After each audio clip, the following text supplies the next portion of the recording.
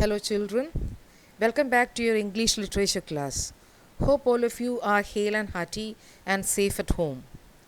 All of you would have gone through the poem by this time, right? Let's continue the class by looking into its theme, the poet's style, and various literary devices used.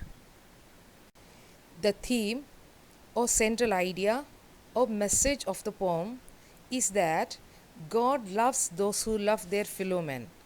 Through this poem, the poet tells that love of fellow men is the best type of worship. This poem depicts that true devotion to God is found in love for one's neighbor. It is only when we love our fellow men we become worthy to be loved by God.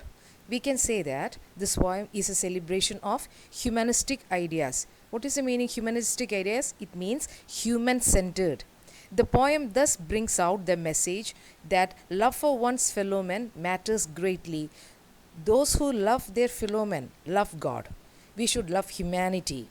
Even when the poem is religious in import, it is not strictly a religious poem. Its simplicity is heart touching. Nobody can deny the truth it conveys.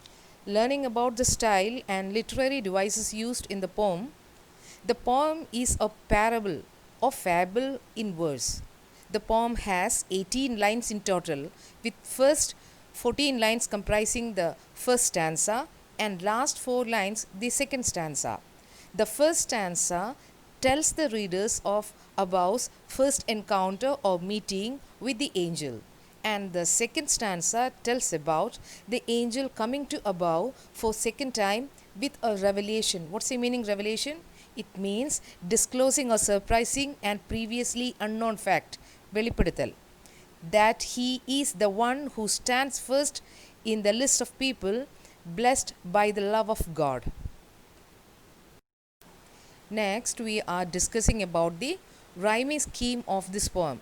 I have already taught you in the last class when I taught you the poem, the rhyme scheme the poet used here in this poem. Okay, rhyme scheme of this poem is A A B B C C D D, like that.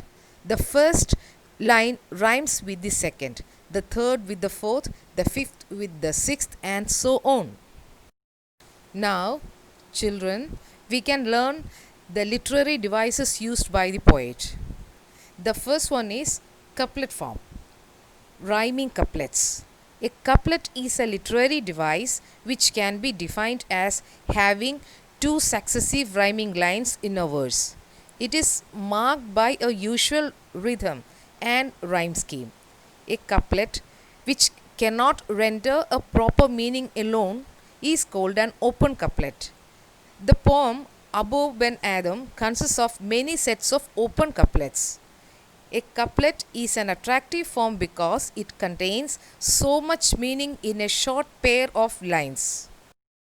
Another device used by the poet is alliteration.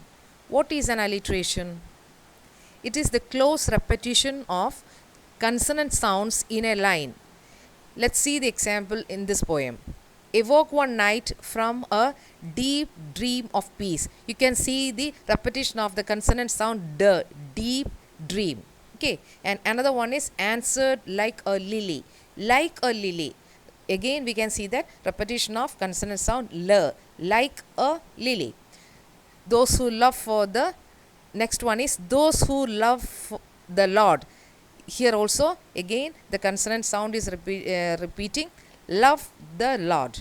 All these are examples from the poem. Hope it's clear to you all. Another device used by the poet is simile. Everybody know what simile is, isn't it? There is only one simile used in this poem to compare the splendor and freshness of the angel to that of the blossoming lily. You can see the example given in the poem. And like a lily in bloom, an angel writing. Like a lily in bloom, an angel writing. The angel is compared to the lily in bloom. Let's see the climax of the poem. The last 4 lines of the poem can be seen as the climax. The angel writes something in his book and vanishes. To everybody's surprise, the angel appears again the next night and with a new set of names of people who have been blessed by God. The word lo add to the climax. The poet says, and lo, Ben Adam's name led all the rest. Children, this brings us to the end of the lesson. Ensure that everybody goes through the poem once again and gets to know better the technical details discussed today. Workbook exercises for this lesson has to be fully completed and be ready to answer the questions in it. Okay? In our next class, we will be learning the lesson The Little Match Girl. Thank you all. Have a great day.